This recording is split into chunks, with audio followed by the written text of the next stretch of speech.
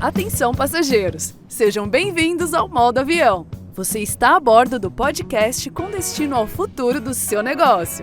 O Modo Avião é um conteúdo original em Mob Report, apresentado por líderes da cúpula, com apoio de marcas comprometidas com a transformação do mercado imobiliário. Credialuga, Auxiliadora Predial, Refera, Alpop, Superlogic Imob e Arbitralis. Para você, uma boa viagem.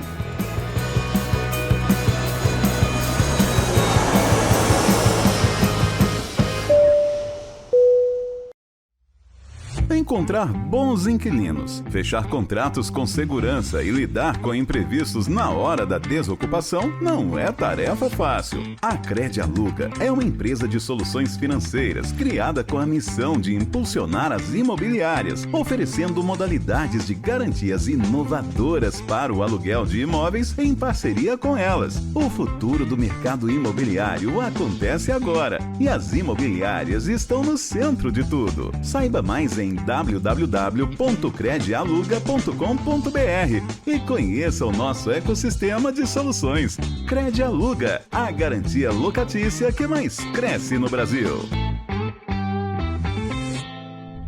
Olá, sejam muito bem-vindos a mais um episódio do Modo Avião. Eu sou Karine Martins, VP de Marketing e Vendas da Cúpula, e hoje eu tenho o prazer, a honra de receber aqui Ricardo Moraes Rodrigues, mais conhecido como Pajero, o responsável pela entrada da Plaenge em São Paulo. Quem nos ouve aqui sabe que quando se trata de lançamento, ter um bom produto não basta, né, gente? É preciso ter estratégia e a Plaenge, junto com o Pajero, sabem fazer isso com maestria. Pajero, muito bem-vindo ao Modo Avião. Muito obrigado, agradeço muito, a honra é minha estar aqui nesse programa, esse podcast incrível. Eu tenho uma questão muito importante para falar sobre a entrada em São Paulo. Eu sou responsável pelo comercial, né? Perfeito. A Plaenge, ela tem uma forma diferente de trabalhar, mais horizontalizada, e a gente se divide um pouco diferente aí. Teve o Desbravador, que é o nosso diretor de unidade de negócios, que é o Mota, e eu sou o responsável por trazer o comercial e esse modo diferente de vender, que a gente vai falar daqui a pouco, mas é bem diferente. Bem diferente. Bem diferente. Maravilha. E Pajero? Polêmico. Polêmico. Mas diferente. O pessoal gosta de polêmica, a gente gera engajamento aqui pro podcast também. Ótimo. Mas eu queria te perguntar, até um pouco antes de chegar até a Plaenge, você já tem quase 20 anos de trajetória no mercado imobiliário, são 19 anos. Queria que você contasse um pouco pra gente qual que foi a tua trajetória, quais caminhos te levaram até a assumir essa função no comercial da Plaenge. Vamos lá, comecei como todo mundo, com a promessa que o mercado imobiliário ia fazer a gente milionário, né? É aqui que a gente vai ganhar dinheiro e tudo mais, você vai horários flexíveis. Na realidade, eu entrei como corretor, eu sou administrador de formação, e sou corretor de coração, de profissão, até hoje. Eu acho que é a profissão mais discriminada que tem. Não deu certo, virou corretor. E eu acho isso uma bobagem, porque o corretor ele tem a habilidade de transformar as vidas das pessoas e não dá valor a isso. E eu comecei como corretor de imóveis e fiz toda a trajetória como tem que ser feita. Corretor, coordenador, gerente, supervisor, fui para o atendimento de imobiliária, fui para o comercial, passei por analista, coordenação, gerência, trabalhei durante um bom tempo em outras empresas, e aí há 2 anos atrás, quando a Plaenge estruturou a ida para São Paulo, eu entrei para montar o comercial e tocar o comercial da Plaenge em São Paulo. Então está comigo, e aí é um desafio, porque é uma empresa grande, a maior empresa de capital fechado do Brasil, né? São 55 anos de história, com uma cultura muito forte. Ela é líder do Sul há 11 anos consecutivos, né? E como é que você traz toda essa potência para uma cidade que é mega, mas mega disputada, assim, tem muitos players, você tem um concorrente a cada esquina, todos nós nos conhecemos, sabemos os produtos e a régua é muito alta. Exato. E como é que você traz essa empresa para São Paulo e faz ela ser conhecida? É um desafio grande, mas é uma delícia, porque você tem uma empresa grande por trás, né? E você comentou com a gente que, inclusive, as regionais da Plaenge atuam de forma bastante autônoma, né? A cultura, os valores da empresa transcendem isso, né? Vão para todos, mas, ao mesmo tempo, vocês têm essa autonomia de atuar diante da regionalidade que cada lugar exige. Tem uma liberdade, né? Tanto que a gente não chama de filial nem de praça, a gente chama de regional. Então, cada regional é individual, assim. Cada regional é uma unidade de negócio independente. A gente tem liberdade de fazer a forma que a gente quer. O que a gente tem em Londrina, que é onde tudo começou há 55 anos, é o que a gente chama de apoio. Lá é tudo que não se é cultura. Né? Tudo, vamos lá, RH, financeiro, secretaria de vendas, projetos, tudo aquilo que você não precisa culturar, jurídico e tal. Tudo aquilo que você precisa, que cada cidade precisa, tem seu próprio DNA, como marketing, comercial, incorporação, principalmente novos negócios, aí cada regional tem o seu. O que é muito legal? A parte mais bacana da história toda, que a gente pode fazer diferente. Não só pode, como deve. Porque se você... Não tem receita pronta para todo mundo, né? Uma curiosidade que a gente fala muito sobre isso. Se você faz um Ctrl+C, Ctrl+V, monta o famoso carimbo, aqui as plantas vão ser iguais, a nossa característica de fachada é essa, alguma cidade não vai dar certo. Exato. Curitiba gosta de pele de vidro, Cuiabá gosta de ar-condicionado no banheiro porque é muito quente, você vai se maquiar no calor para você ver, você sai derretida, não tem jeito. Faz um apartamento sem churrasqueira em Porto Alegre, você não vende. No Paraná também não. No Paraná de jeito nenhum, né? Mas eu acho que essa ideia, por exemplo, São Paulo está acostumado a vender o que a gente chama de shell, cinza, não vem porta, não vem nem registro do banheiro. Então, cada cidade tem uma característica diferente. O público é diferente. O público agro compra diferente do público financeiro de São Paulo.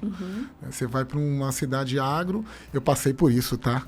Um cliente chegou para mim e falou assim, Pajeiro, eu quero que você faça meus balões 30% na safra, 70% na safrinha.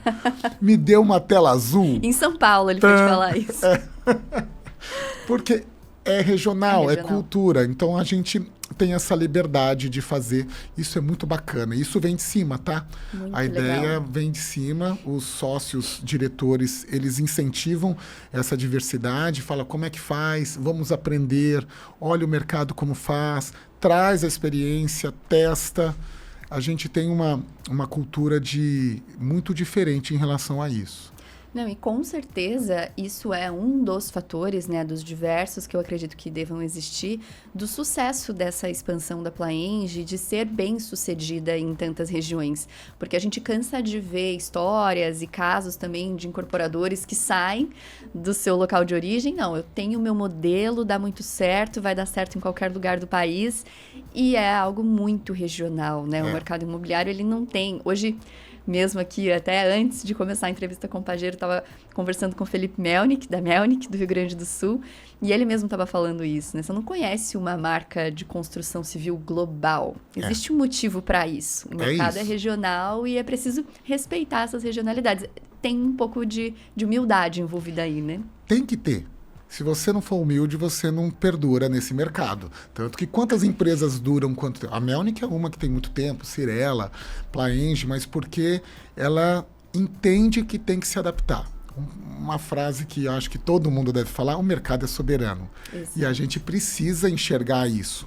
Só que eu acho que o grande ponto é que quando a gente fala de cultura, a gente tem que entender o que é a cultura da empresa, o que realmente é o valor da empresa. O papel aceita tudo. Muitas empresas têm o valor no papel até a página 2, né? Questão de ética, questão de uma série de coisas. E às vezes esses valores que eles não abrem mão faz parte desse DNA, que quando você vai para o outro, você não vai mudar. Por exemplo, os valores da Plaenge são muito sólidos, mas são valores muito estruturais, né? Então, o principal é ética, não deveria ser uma coisa a ser discutida, mas no mundo de hoje, ser ético é um diferencial. Às vezes é até estranho falar que você é ético, né? Mas é verdade, a Plaenge não faz nada errado. Nada que teve uma dúvida, melhor não fazer. Para você ter uma ideia, cara, todos os funcionários Plaenge, todos são CLT. não tem Olha PJ. Porque é assim que é a lei. Você não concorda? Então tenta mudar a lei, mas não vamos burlar. O que é certo. Se a lei, vamos fazer cumprir. Foi assim que a Plaenge surgiu. Porque o nosso fundador, o seu Ézaro, ele queria ter uma empresa. Ele não achou essa empresa no mercado. Falou, então vou montar a minha. E tem uma história muito bacana dele, que ele fala que ele assumiu que ele nunca ia dar certo. Falei, eu não vou ser rico, não vou dar certo. Porque trabalhar honestamente no Brasil é muito Geralmente difícil. não dá. É assim, pensa, um construtor que paga todos os impostos, que faz tudo corretamente, que todos os colaboradores são CLT registrados, ele nunca vai conseguir ter o preço mais barato. Só que ele tinha essa filosofia, ele acreditava muito nisso, e ele atraiu pessoas que também dividiam dos mesmos valores. E eu acho que é aí que funciona, porque aí que começou a dar certo, sabe? E a empresa cresceu com essa base de ética. E aí ele fala uma coisa muito bacana também de ser útil. Olha só. Então, você está nesse mundo, seja útil para o seu colaborador do lado. É uma empresa de alta performance, competitiva, mas o perfil de todos os colaboradores são quase 4.200 diretos. Todos têm essa função de colaborativo, assim. Eu tenho que ser útil. O que eu posso te ajudar? É muito engraçado as trocas dos e-mails. Obrigado pelo apoio, você pode me apoiar? Ah, posso. É muito bacana. No Teams, nos e-mails. Essa cultura é muito forte do ser útil. E aí você vai... a consequência disso é que você acaba tendo um trabalho em equipe muito efetivo, né? E isso vai perdurando. Quando eu fui contratado, fizeram uma coisa comigo que é impressionante. Falaram, vai visitar Londrina para ver como é. E me colocaram numa obra. Eu, acostumado a ver um monte de obra, né? Aí eu entrei na obra, o prédio estava no 20º andar, tinha uns 25, faltavam uns 5 para ficar pronto. Eu entrei, a garagem estava impecável. Falei, limparam para mim, né? Só para me impressionar, Vim né? visitar, eles prepararam a obra. Tava impecável. Aí eu falei, só que aí a gente ia subir, a cremalheira tava lá, eu falei, não, eu acho melhor não ir de cremalheira porque vai atrapalhar a dinâmica da obra e tal. Vamos de escada. Não estava no script. Cheguei na escada. A escada tava impecável. Eu falei, gente, aí eu chamei o engenheiro. Eu falei assim, cara, mas é assim, eu não tenho o que fazer? Já que é para fazer, vamos fazer bem feito. Olha só. E essa cultura, o fazer bem feito, e a Plaenge, ela é reconhecida pela qualidade. Então, essa é a cultura, o fazer bem feito, o ser útil, o trabalho em equipe. E o principal é a visão de longo prazo. Ela nunca voltou de nenhuma cidade que ela foi. As que tem mais de 15 anos, ela é líder de mercado. Não era esse intuito, tá? O intuito é ir, fazer bem feito, construir, ter perenidade e tal. Só que é a consequência. Você vai fazendo, você acaba sendo o líder do lugar que você está. E a visão é de longo prazo. Então, quando eu falo dessa história da gente trabalhar de uma forma diferente, a gente chegar numa cidade, pensar de uma forma diferente, é porque a visão não é imediatista. Estou fazendo isso para vender um apartamento. Sim. A gente faz para pessoas morarem, né? Então, é uma visão um pouco diferente. Lógico, não somos uma ONG. A gente faz para ganhar dinheiro. Sim. Mas a gente faz pensando Tem um propósito. que tem um propósito que são para os clientes, né? Eles que vão morar. A gente tem o nosso ideal, assim, é que quando o cliente fala, eu tenho um Plaenge, eu quero morar no Plaenge, em São Paulo, a gente atendeu muito cliente. Tem uma história muito legal que os nossos vendedores... eu já tenho um Plaenge. Ele falou, graças a Deus. Já conhece. Já conheço, vou vender. Porque é isso. Quando quem tem um Plaenge, eu não preciso explicar a marca. Ele falou, eu só quero saber quanto é, porque tem um Plaenge em São Paulo, eu quero um Plaenge em São Paulo. Virou tão forte isso, com sinônimo de qualidade nas outras regionais, que a gente carregou isso para as outras praças. E tem muito a ver também com a experiência na jornada dele toda, né, cara? Tudo que ele passou. Não, e é muito legal, eu gosto muito quando a gente ouve executivos, pessoas que estão à frente de operações tão grandiosas, tão complexas, assim como você, falando de temas que a gente, ali na cúpula, a gente está martelando junto com o mercado, leva para os nossos clientes de agência de marketing, de consultoria, e uma dessas coisas é a cultura, né, da empresa. A cultura, ela vai existir, você queira ou não. A cultura é aquele conjunto de habilidades, é o que está todo mundo fazendo. Agora, se os líderes da empresa não têm consciência da cultura que eles estão disseminando, esse é o risco, né? E isso vai influenciar a forma na incorporação e na construção, como você constrói, que você entrega experiência comercial para os teus clientes, e por isso é importante parar, fazer um diagnóstico, entender qual é a sua cultura, que é muito mais que o quadrinho lá de missão, visão, valores que está na parede, está escrito no site. É levar isso para ações do dia a dia, como você exemplificou. Tem que descer, né? Tem que descer. Você tem que descer. Eu acho que se você não dividir e as pessoas falarem a mesma língua, a gente fala muito internamente lá, a gente tem uma reunião de gestores, que é o seguinte, você tem que perguntar, você está no elevador com o analista, quais são os nossos 3 objetivos? Ele tem que falar na ponta da língua. Eu quero ser rentável, eu quero ser exemplo eu quero ser o desejo, eu quero ser reconhecido como qualidade. Ele tem que falar. Se ele falar, aquilo está enraizado nele. Tem que descer. Porque se ficar só no papel na parede, ou só a gente falando, eu tenho, ou o marketing tentando fazer, não está no dia a dia, não funciona. Isso, é muitas vezes delegado para o marketing, né? A gente tem que divulgar que é ético, tem que divulgar que é útil. Mas se a gente não efetivamente faz isso no dia a dia, nunca vai ser cultura. E é óbvio, né? Mas o óbvio tem que ser dito. Sempre, né? Sempre. Exato. E aí eu quero te perguntar, Pajero, em que ações essa cultura, esses valores que a Plaenge carrega já há 55 anos, né, dentro do mercado, isso se transpõe para a tua estratégia comercial?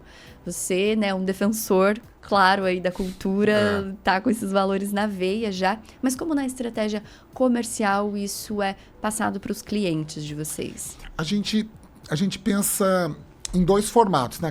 Um é eu preciso vender apartamento, então eu preciso pensar em performance. Então a gente utiliza, lógico, a gente tem a visão a longo prazo e tudo mais, mas a gente é uma empresa de alta performance. A gente é uma empresa de processos engenheiros, pensa. E Plaenge é simples, é Plá de planejamento e Eng de engenharia exatamente nessa ordem. Planeja e executa.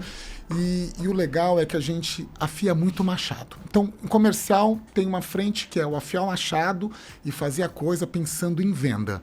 Então, eu vou montar funil de vendas, a gente vai pensar em alta performance, quantas pessoas a gente vai falar, como a gente vai fazer, quem a gente vai atacar. É muito agressivo para a venda. Porém, para captar, agora vem a segunda parte. Para eu conseguir colocar essa cultura do reconhecimento, a Plaenge é qualidade, como a gente faz, eu preciso do relacionamento e da experiência.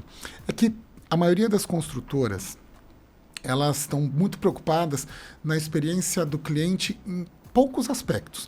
É no conceito do marketing, como eu mostro a minha campanha, é no meu ponto de venda, como eu deixo ele bonito, é no meu folder ou no vídeo que eu mando, e na hora da assinatura de contrato eu estouro uma champanhe. Depois a gente esquece essa experiência. Essa jornada dele, ele vai se acabando. Lógico, tem muita gente que faz várias coisas bacanas, de visita à obra e tal, mas elas são muito pontuais, né? Difícil você ver alguma que faz toda a jornada pensando na experiência, inclusive no pós. A gente tem alguns projetos muito bacanas de pós-entrega que continuam um hubzinho, um aplicativo para o condomínio, que é pensando até o final, até quando ele vende o apartamento dele 15 anos depois de entregue, 20 anos depois de entregue. O grande ponto é, eu atendi esse cliente, eu preciso ter uma boa experiência quando ele entra em contato comigo, quando ele vai no meu ponto de venda, quando ele faz a experiência de conhecer o projeto, quando ele fecha, quando o pós-venda, o período de obra, a entrega, a gente tem uma preocupação com todo o processo, mas todo mesmo, assim. Desde a hora que quando ele vai receber, por exemplo, a maioria das empresas faz um checklist. O apartamento fica trancado, ele vai lá com a prancheta, ele fala, você tem meia hora, dá um cheque aí, pronto, tá tudo ok, vai embora. Olha a experiência que ele tem, ele esperou 3 anos para receber um apartamento. Sim. Né? Aí você faz ele correr meia hora, depois que você financiar, você pode entrar para ele chamar o marceneiro. É uma experiência quase traumática, né? E aí, depois que ele entra, ele passou por um momento... Pensa, você vai receber o apartamento, você comprou, né? O que a gente faz? Um pouco diferente disso. A gente faz um evento de entrega, ele recebe o apartamento dele. Ai, mas e as patologias? Plaenge, primeiro, que é sinônimo de qualidade. A gente faz muito bem feito. Vai ter problema? Sempre vai ter algum outro problema. Mas a gente resolve, ele tem um prazo, aí ele vai entrar, ele vai receber, ele vai ver o apartamento, aí ele procura com calma, vê se tem algum problema, alguma rachadura, algum piso mal colocado. Às vezes acontece, não dá para você acertar sempre. E a gente vai lá e a gente resolve. Só que a experiência dele foi diferente. A gente faz uma entrega de um prédio, chama todo mundo para ver o que a gente está fazendo. Quando a gente vai lançar outro empreendimento, a gente chama os compradores, quer conhecer o que a gente está fazendo, vem para cá. A gente é muito aberto. Só que eu acho que o mais importante é como a gente pensa na hora do atendimento. O atendimento para a gente é muito legal, porque a gente... Eu acho que quando você vai procurar um imóvel, vamos pensar como consumidor. O que a gente faz? A gente entra, tem um checklist na nossa cabeça, né? Ai, meu Deus, vai ter um corretor que vai olhar para mim e vai tentar me vender, ele vai pegar meu telefone, ele vai ficar me enchendo o saco pro resto da vida. E se eu não gostar? Ah, eu acho que vou falar para ele que eu tenho que falar com a minha mulher. Ah, minha mulher tá junto, né? Ah, eu vou falar para ele que eu tô pesquisando, que é o primeiro que eu tô vendo. Alguma desculpa eu vou dar, não é assim? Sim. Você já tá lá dentro, aí vem o cara que você nunca viu na sua vida, que se apresenta, que parece que é seu amigo há 10 anos, você fala, mas eu nem conheço esse cara. Ele começa a te dar um monte de informação, porque aqui tem 250 metros, 32 na Prumada 1, com 2 vagas, a piscina tem tantos metros. Cara, dá um nó na cabeça. E você só tá falando, isso aqui deve ser caro, né? Aí você começa a pensar, você fala, meu Deus. Então, é muito confuso. A gente faz muito atendimento a cliente pensando naquela regrinha da venda. Apresentação, quebra-gelo, sondagem. Não é assim? Processo estático, script. Vamos fazer, você tem que fazer, presta atenção, faz a sondagem, cria a conexão, entende o que ele vai falar. Ah, ele tá malhado, você fala da academia. Tem uma regrinha que todo mundo dá certo. Certo, é venda. Você tem que ter um script, você tem que ter um passo a passo, você não pode falar, você tem que vender antes de falar para o preço, você não pode atropelar os passos. Só que a gente tem que observar, a gente tem que saber o momento de colocar cada etapa. Eu tenho o momento da apresentação, tenho o momento do quebra-gelo, né? Eu tenho o momento das objeções, eu tenho todos esses momentos, mas eles não necessariamente duram 5 ou 10 minutos cada um. E não necessariamente são iguais para todos os clientes. Esse é o grande ponto.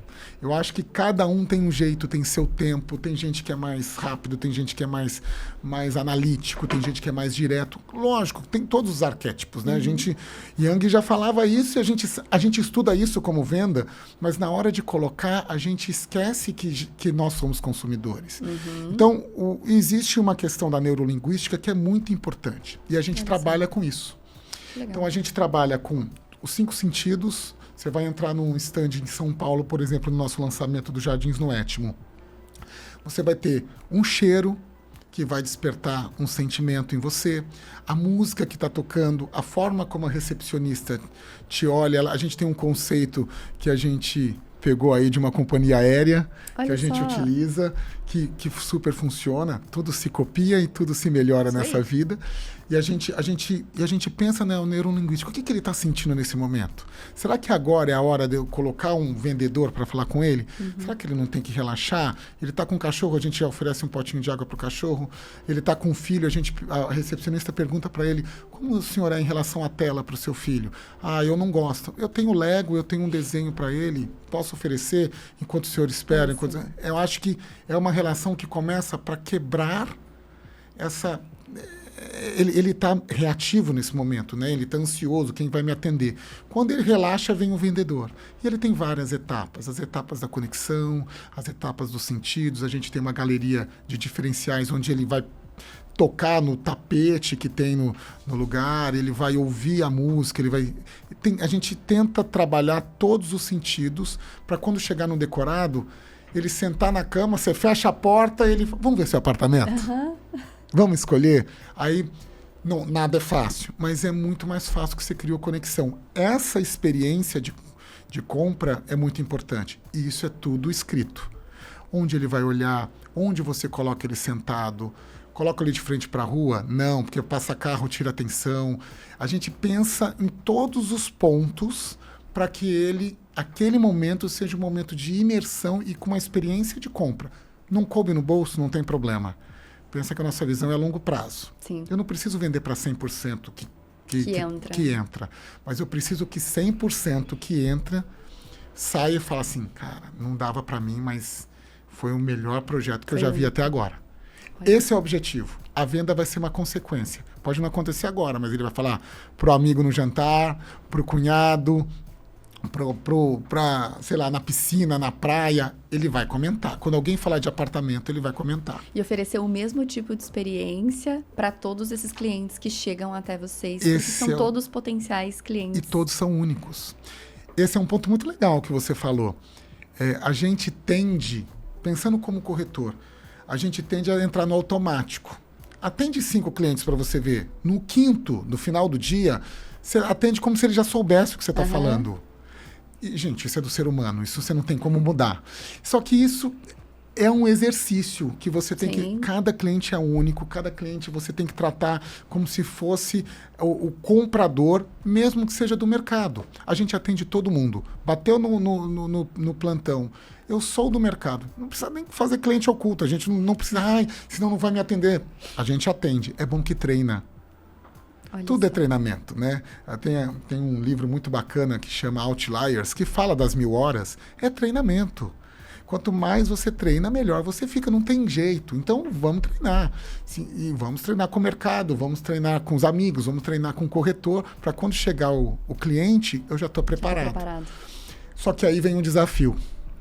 Como é que eu faço um corretor de parcerias, de uma imobiliária, fazer tudo isso? Treinar especificamente o teu produto, a experiência que você quer proporcionar. Esse é o nosso desafio. Quase uma missão impossível. Quase uma missão impossível. Me senti o Tom Cruise agora. Vou sair correndo. Na realidade, o grande ponto a gente tem uma solução para isso, que eu te falei que é muito polêmica. Nós não temos house. Nós não temos corretores de house. Nós temos executivos de vendas. São vendedores, são closers. Então, a gente gosta muito de falar que eu não quero que o corretor seja especialista no meu produto. E ele nem tem que ser. Ele tem que ser especialista em pessoas. Ele tem que ser especialista no cliente dele. O que eu preciso é que ele traga esse cliente. Lógico, ele tem que saber que eu vendo 2, 3 e 4 suítes, 120, 180, 280 metros. Isso ele tem que saber. E ele tem que falar, eu tenho um imóvel incrível para te mostrar. Leva até lá e deixa com o meu executivo. Ele vai fazer isso. Ele é CLT, é um funcionário da empresa. Ele é a Plaenge. Ele não quer saber de onde está entrando o cliente. Se é mercado, se é parceiro, se é corretor, se é cliente, ele vai olhar aquela pessoa que está entrando e ele vai fazer o passo a passo da experiência e vai tentar vender. Você vai falar assim, eu sou da Cúpula, só vim conhecer, é capaz de sair com o apartamento. Não sei se eu vou visitar o plantão quando eu estiver por São Paulo. Eu quero que você vá, eu vou te convidar. Acabei de contar a história, acabou de entrar uma pessoa agora, querendo conhecer, eu sou a tia da pessoa lá, entrou para conhecer, foi super bem atendida, quer comprar um apartamento. Ligou para falar com a sobrinha no plantão e vai comprar um apartamento. Mas a ideia é essa. Então, a gente quer que o corretor faça o papel dele, seja especialista em pessoas. A nossa missão, pensando em parcerias, é que nós sejamos a segunda opção de todo corretor. A primeira opção é aquele imóvel que ele está trabalhando, que ele é foco, que é o primeiro que o cliente viu. Não deu certo, ele tem que lembrar de mim. Olha só, uma estratégia diferente. Eu falei que era polêmico. E como é que fica a relação com esses corretores parceiros de vocês? Existe esse receio? A gente sabe que o mercado, coloca várias regras de, não, eu vou levar meu cliente lá, ele vai roubar meu cliente, a próxima venda vai acabar ficando direto para a Plaenge. Como vocês fazem para não minar essa relação, deixar essa relação bem estabelecida? Esse é o maior desafio. É um trabalho de formiguinha. Nas outras regionais que nós temos, isso é muito fácil.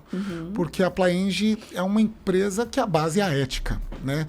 Então, todo mundo confia. Eu não tenho problema nenhum nós não temos problemas nenhum nas outras regionais, porque as pessoas já sabem, os corretores já sabem, eles confiam de olho fechado. Agora, em São Paulo é um desafio, porque São Paulo é onde, como fala, o filho chora e a mãe não vê. Né? É assim mesmo. É uma briga de foice no escuro. É muito complexo. E a gente fala de valores muito altos e de um mercado, e não é só o mercado imobiliário. Qualquer mercado você tem pessoas que vão se aproveitar e tentar tirar vantagem. Então, esse é o nosso trabalho. O nosso trabalho agora dos gestores de parcerias nossos, que a gente chama de GPI.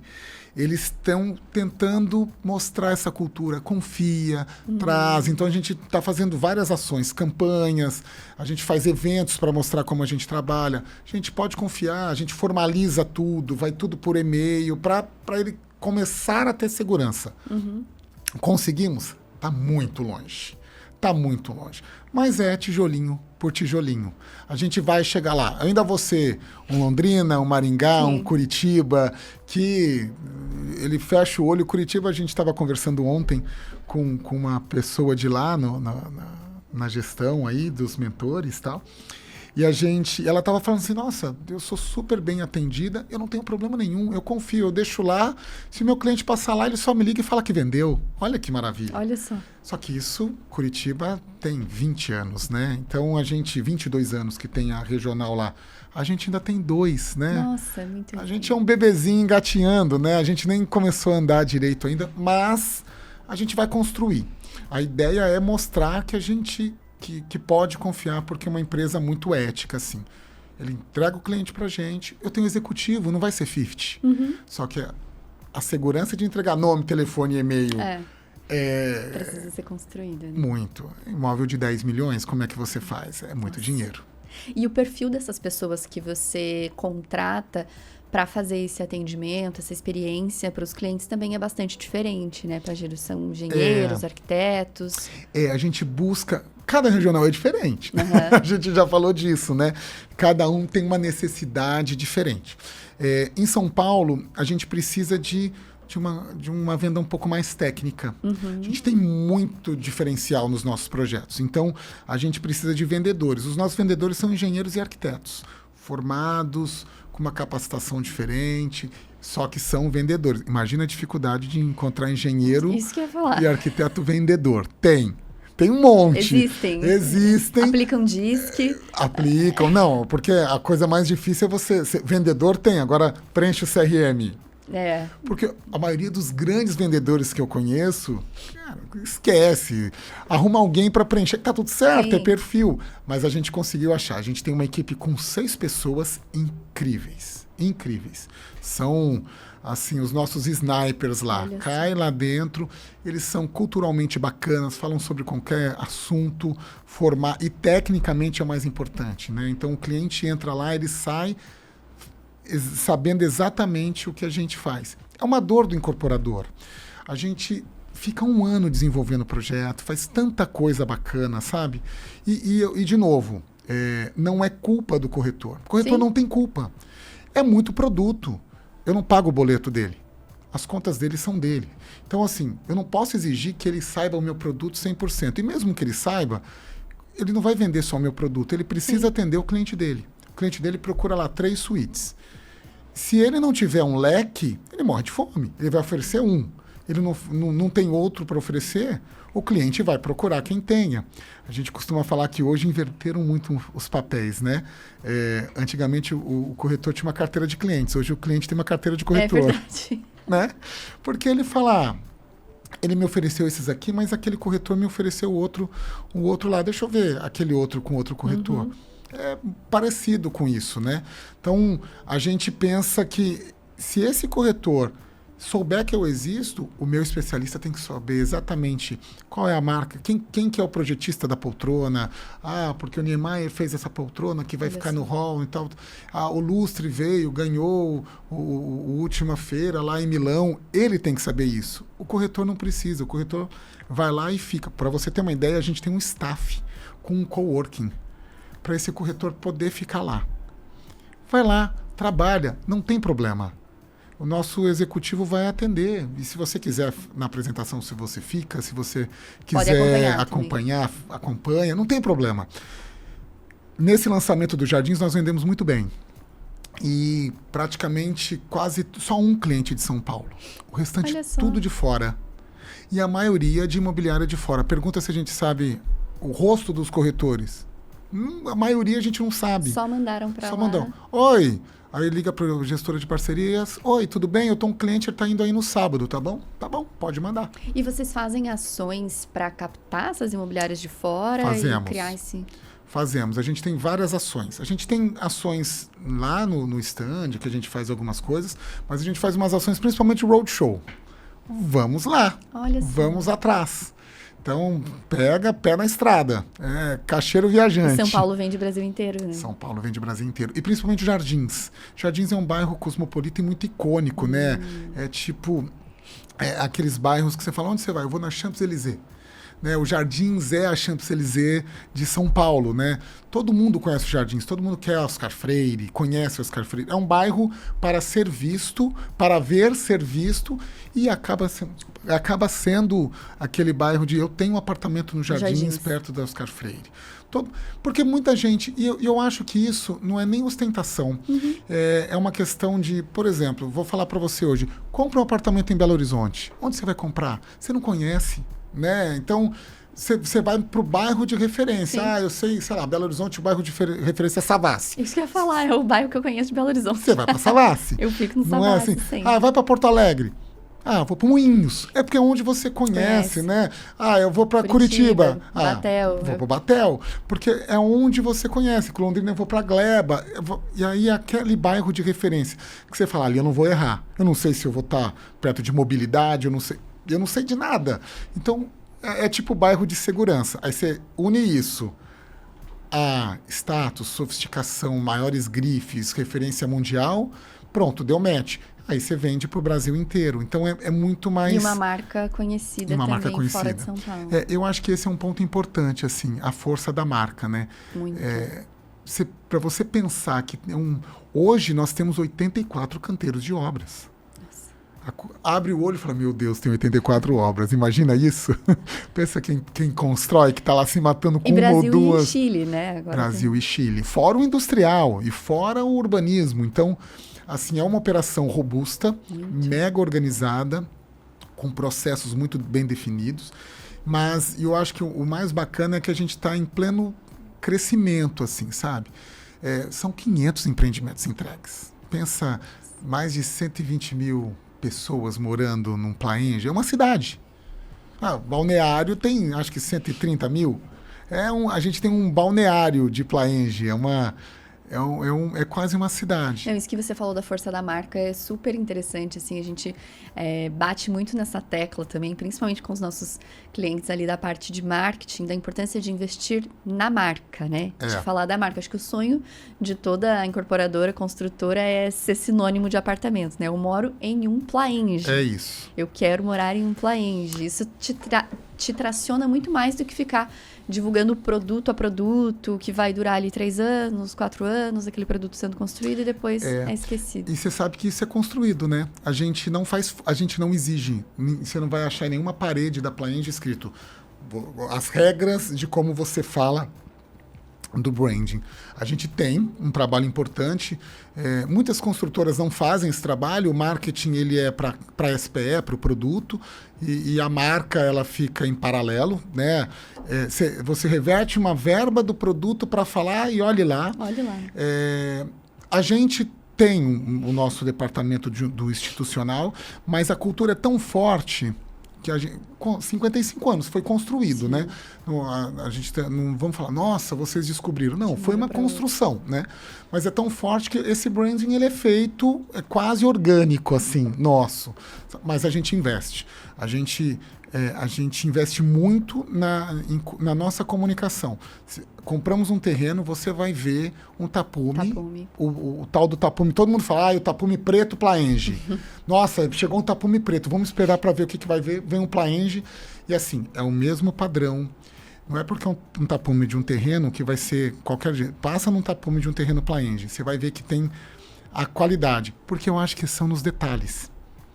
Se você entra num stand de vendas, ou você vai numa obra, se é meio matada as coisas, você fala, gente, se o tapume tá assim, como vai ser, como eu vou receber? Então, o cuidado do fazer bem feito tem que ser em cada detalhe. É no cafezinho, como você serve, é no tapume que você coloca, é no seu ponto de venda, é no material que você entrega para ele.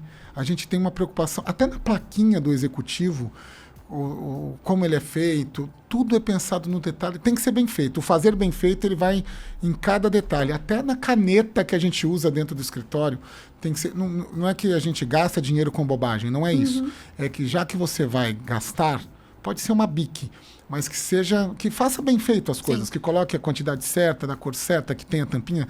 Eu estou falando aqui genericamente, mas é só para a gente ilustrar que não é porque é um simples lápis que ele não tem que estar apontado dentro do negócio. Já que você vai colocar, coloca direito, faça bem feito. Você vai ter que refazer.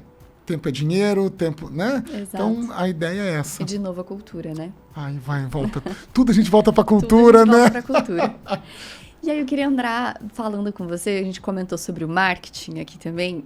Hoje, atração, conversão e aí retenção de clientes, acho que é um desafio para todos os segmentos, mas talvez no alto padrão ele seja um desafio ainda maior, né? Não é um cliente tão simples de se encontrar no digital, dentro das campanhas de conversão, vai ser um lead mais caro. E aí eu queria que você comentasse um pouco das estratégias de vocês, o que você pode abrir, comentar do que vocês investem para atrair esse público e em que tipos de experiências, exemplos de experiências você conversou e compartilhou algumas com a gente ontem aqui. A gente está gravando em Balneário Camboriú, no evento, direto do evento da Cúpula, que vocês já fizeram e que fazem diferença para esse público do alto padrão. É muito difícil achar, né? A gente brinca que rico é tudo diferente, né? E a gente tem uma grande dificuldade, eu acho que não somos nós só, eu acho que todo mundo que passou nesse evento, que vende o alto e o altíssimo padrão, tem uma dificuldade de chegar nesse público, porque você não consegue taguear, você não consegue mapear quem é esse cara, porque cada um tem um estilo. Todos nós temos estilos diferentes, gostamos de coisas diferentes. Agora, quando você tem muito dinheiro que você pode pagar qualquer coisa, fica mais difícil de você achar. Porque como é que você desenha um perfil de cliente? É muito difícil. Você vai vender para quem? Para rico. Aí você põe rico no Google, no Meta. Olha, eu quero rico no Meta. Ele vai te achar o rico, mas ele não vai te achar o super rico. Então a gente... Quem está mostrando que é rico. Então é muito difícil, porque tem gente que não ostenta. E a Paenge, nós temos uma questão muito importante. A gente achou nossa caixinha, quase um nicho que... É óbvio, que é simples, né? É tipo o arroz com feijão, mas funciona. A gente tem aquele quarto luxury, que a gente gosta daquele luxo genuíno mesmo, sofisticado, que não é ostentação. Então, a gente tem essa linha de trabalho, né? Você vai ver todos os nossos produtos, para quem gosta, entende, sabe o que é bom, sabe o que é bacana, sabe que é altíssimo padrão, mas não é ostentação. Você não vai ver o cordãozão de ouro com óculos desse tamanho e tênis colorido. A gente é aquele luxo discreto, silencioso, que você entende que é luxuoso, que é chiquérrimo, mas você fala, nossa, ele é muito discreto, é a sofisticação genuína mesmo. Aí fica mais difícil ainda, né? Porque para você não achar a ostentação, aí você só vai me complicando a vida, né? Sim. Eu até falo pro pessoal, me ajuda. O outro estava mais fácil de achar. Tava mais fácil, né? O lustre dourado com a parede de mármore e o tapete vermelho tava incrível. Isso não é tão difícil. Se bem que é difícil também do mesmo jeito. Mas tudo bem. Então, assim, a gente tem um desafio, né? É uma dificuldade para você achar. Então, como é que você acha? Relacionamento. Essa pessoa, ela não vai... ela não vai estar... Você não vai pegar ela no Instagram, fácil. Às vezes, sim. Nós estamos com um cliente bacana que entrou numa campanha nossa do Meta e clicou num criativo lá. Mas também uma jornada muito mais longa, um lead mais caro. Esse é um tempo muito... Isso é uma questão muito importante. O alto padrão tem que ter estômago. Porque é uma outra jornada, é um outro time, ele não precisa comprar apartamento. E comprar na planta, então... Pensa no nosso cenário econômico. Agora está mais difícil, assim, de colocar dinheiro. Ele faz outra conta, é outra história. Lembrando que se ele gostar, ele paga. Deixa um pouco de ser preço, dinheiro e passa a ser valor. Lógico, no final das contas, todo mundo chora. Ninguém é bobo. Se o cara tem muito dinheiro, aí que não é mesmo, né? Então, mas não tem problema. A gente tem umas caixinhas de lenço lá, pode chorar que não tem problema. Mas o grande ponto é que é o seguinte, eu tenho esse cliente, ele é muito mais relacionamento do que uma mídia direta. Não adianta eu tentar bater e ficar no meta. Telefone ele não atende mesmo. E é muito diferente. Então não dá para eu focar. Tá bom, então vamos focar num cliente, vamos pegar corretores de relacionamento. A gente trabalha muito com parcerias. A gente acredita que esse cara tem um corretor de confiança. Porque ele tem dinheiro. Quando você tem muito dinheiro, a tendência é que as pessoas ao seu lado têm os aproveitadores. Ele já tem a chavinha da desconfiança ligada. Quem que é essa pessoa? Quer pegar meu dinheiro? Ele já tem a chavinha ligada. Então, geralmente ele tem aquele corretor que ele meio que confia, que alguém já comprou, falou para ele, olha, eu comprei, é bacana. Ele tem a referência de amigos que compraram, se ele comprou, eu compro também. Sim. Ele tem aquele corretor que falou, ele vendeu a minha casa, será que ele sabe? Você tem um apartamento? Ele tem relacionamento. É muito mais pelo relacionamento do que pela mídia convencional. Então a gente vai atrás dos relacionamentos. Então a gente faz eventos para relacionamentos. Só que, geralmente com parcerias. Só que aí você faz qual? Você faz golfe? Você faz charuto? Você faz... vai pintar a mão? É muito difícil. Então a gente fica procurando parcerias com marcas. Por exemplo, a gente fez um evento com a Montblanc no stand. Então a Montblanc soltou uma linha de bolsas femininas. Tem uma linha agora, a gente fez uma experiência com um professor de caligrafia que ensinava uma assinatura diferente, tem uma história da caligrafia. A gente fez uma baita experiência, foi um workshop com várias mulheres que a Montblanc levou e aí funciona. Aí a gente fez uma outra experiência com a La Mer, que é de cosméticos, também fez um spa de mãos com um nutricionista incrível que falou sobre detox, sobre alimentação e tal. Então a gente vai promovendo experiências e eventos para tentar achar essas pessoas e ter relacionamento. E assim vai acontecendo. Então a gente acha uma pessoa, aí a gente faz um evento do agro, a gente faz um evento de um banco, coloca um banco lá para falar com um economista-chefe, traz algumas pessoas. Então a gente vai achando caminhos para atingir esse público. E lógico, um comprou, ele fala com um amigo. Eu comprei aqui, pode confiar, vem comigo. Então é uma venda muito mais de relacionamento do que do marketing convencional. Agora, o CPL, meu custo por lead, eu não vou nem contar porque você vai cair da cadeira aí. Não vamos desanimar o pessoal aqui trabalhar com alto padrão. Mas por quê? É longo prazo. O alto padrão tem que ter estômago. A sua análise não pode ser imediatista. Eu tendo a falar que o tempo de análise de estratégia, ele é proporcional ao ticket que você vende. Quanto menor o ticket, mais rápido você analisa e mais rápido você corrige sua rota. Quanto maior o ticket, mais tempo você tem que dar para análise. Então, você está vendendo apartamento de 8 milhões, não adianta você pegar um mês e ver o que aconteceu. Isso. É período longo. Aí, às vezes faz aquele cálculo do mês, né? Quanto custou o lead esse mês, não vendi nada e paguei caro no lead. Mas aí o lead que converteu agora, em maio de 25, às vezes só vai converter lá em janeiro do próximo ano, meio do próximo ano. O funil é outra conta, assim. E aí você tem que começar a acertar outras coisas. Aí você vai pelo viés da sobrevivência, tem que entender não o comprador e sim o não comprador. Você tem que começar a mudar um pouco, eu não gosto muito de falar isso, mas você tem que mudar o mindset da análise de mercado para o altíssimo padrão. A gente trabalha em alto e altíssimo. Né? Tem uma outra linha nossa que também é do alto, mas que é um conceito diferente, que é a Vanguard, que é para um público diferente, com um público com estilo mais jovem, mas que também é um médio alto, mas é uma outra análise, é um outro tempo, né? Outro tempo de compra, outro tempo de decisão.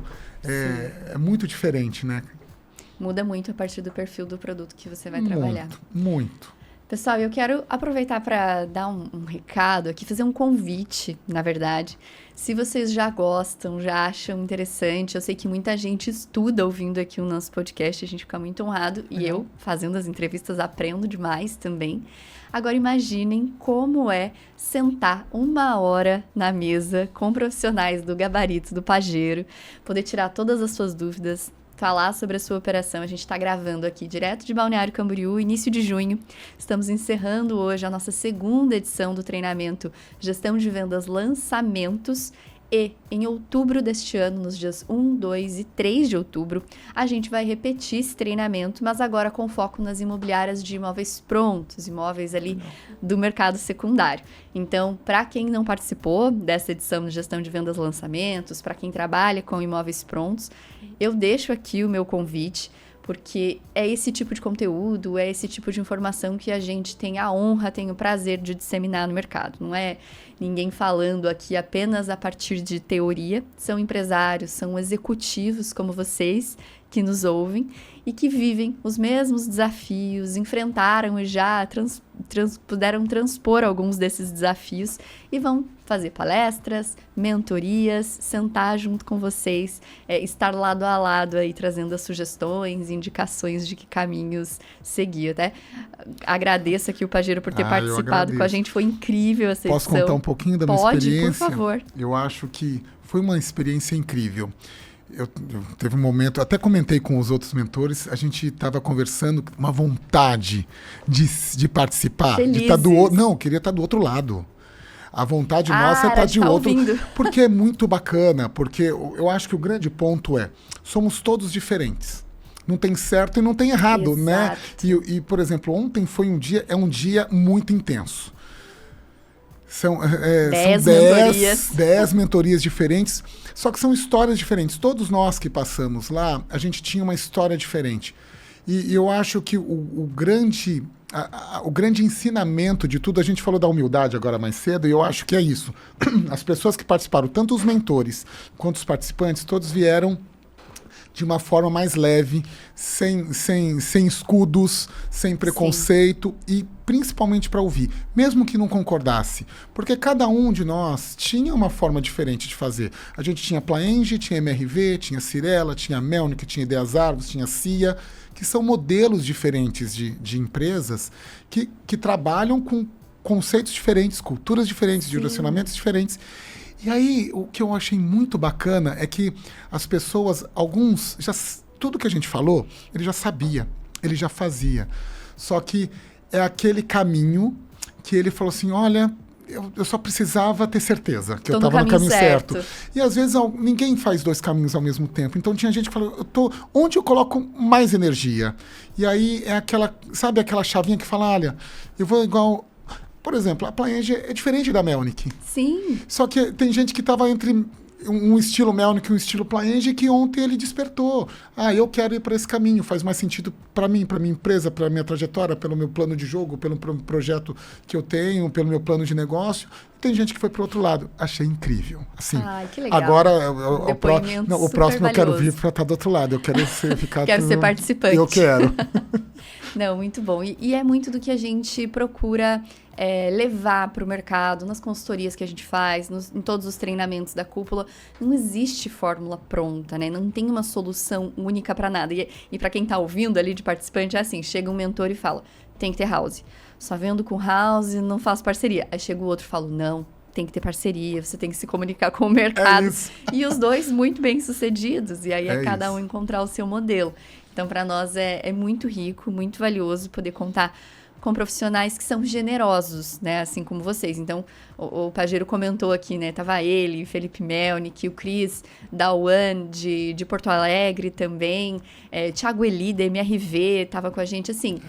Nenhum deles precisava estar por aí dando mentorias, passar um dia inteiro dando 10 mentorias, mas é todo mundo olhando para um propósito maior. Eu acredito muito que é a melhoria do mercado, né? Quem ganha é o mercado. Se o mercado melhora... Afinal de contas, o mercado é soberano. Exato. Mas quem faz o mercado somos nós. Full circle aqui, que terminamos a entrevista completa. Pajeiro, muito obrigada. Agradeço. Eu tô muito honrada mesmo de receber você aqui no Modo Avião. Mais uma vez eu te agradeço por ter participado com a gente do Gestão de Vendas Lançamento. Foi ótimo, foi incrível o treinamento e você com certeza contribuiu demais com todos os participantes que estiveram aqui com a gente. A honra foi minha. Muito obrigado mesmo. Obrigada pela entrevista. Pessoal, obrigada e até o próximo episódio. Você ouviu mais um episódio do Modo Avião. Antes de desembarcar, lembre-se de avaliar esse episódio. Confira se anotou todos os insights da entrevista e compartilhe com seu time. Modo Avião é um conteúdo original e Mob Report, apresentado por líderes da cúpula e com oferecimento de Cred Aluga, Auxiliadora Predial, Refera, Alpop, Superlogic Mob e Arbitralis. Obrigada por nos ouvir até aqui e até o próximo episódio.